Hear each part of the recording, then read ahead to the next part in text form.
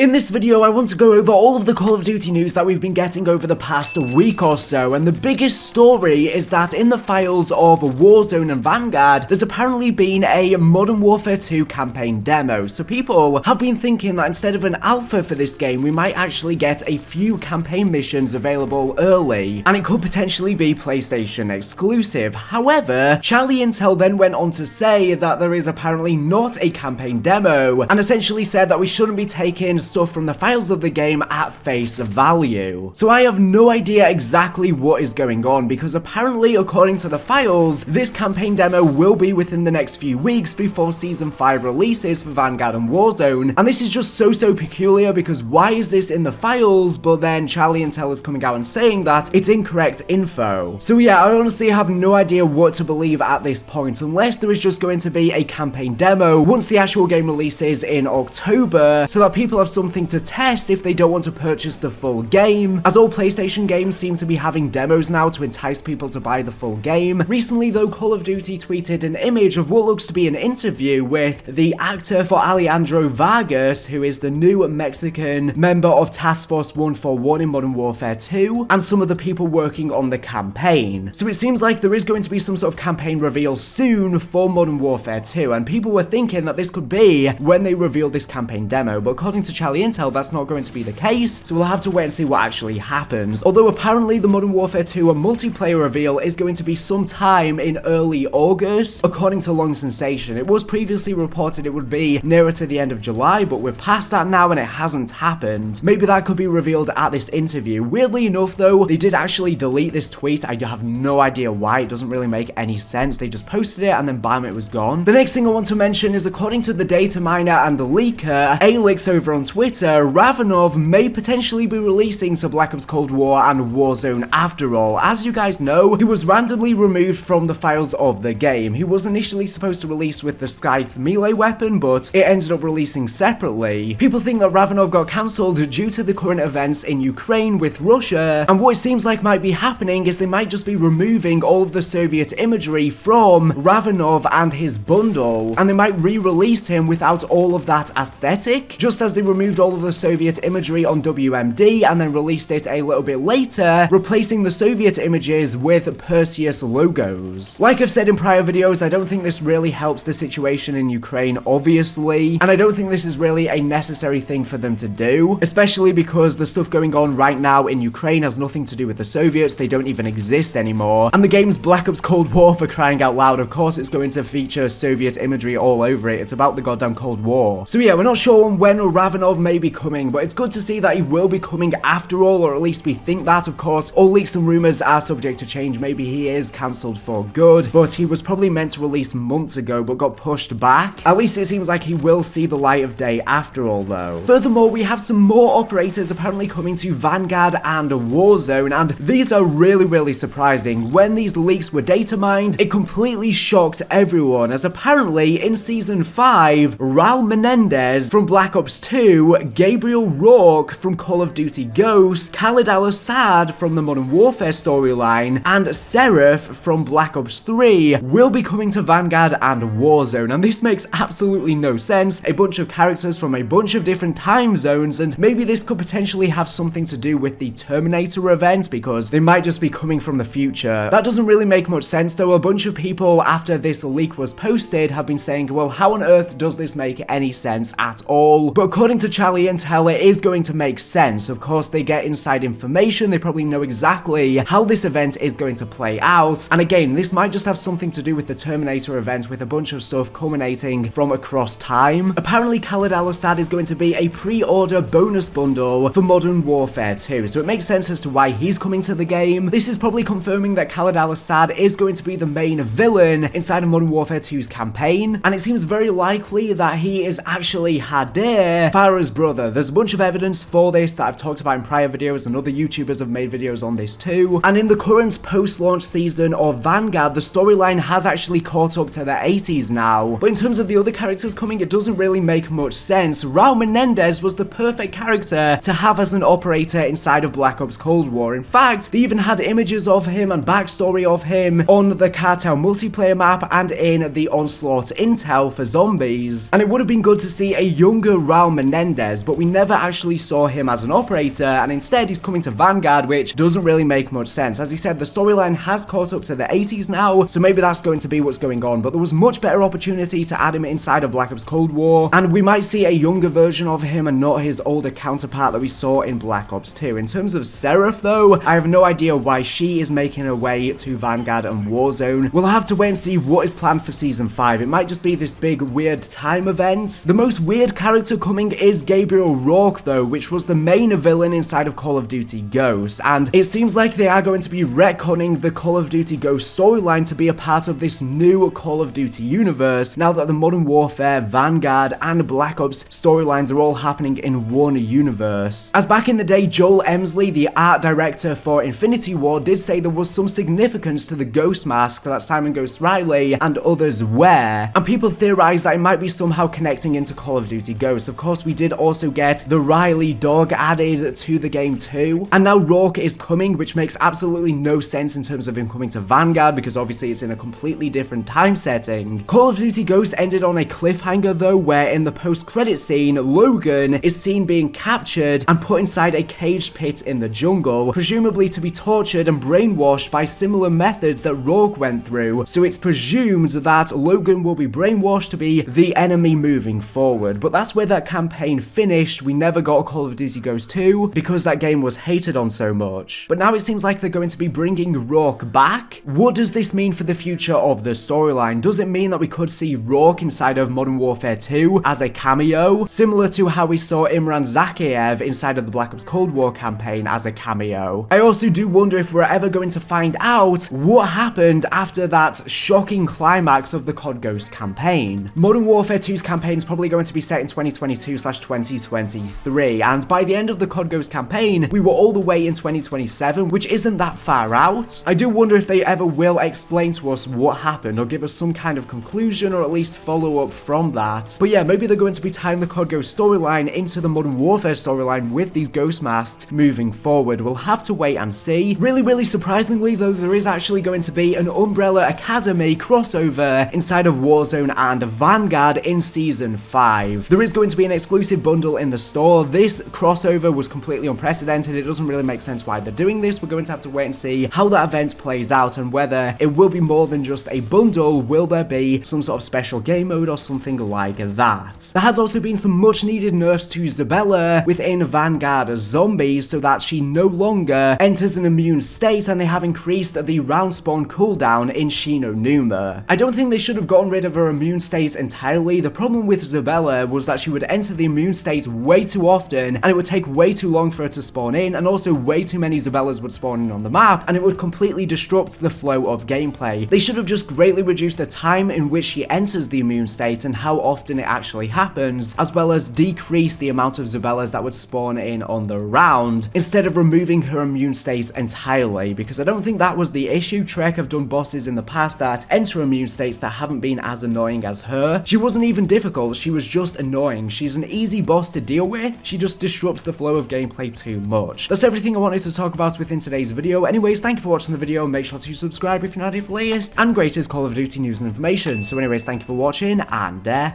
bye.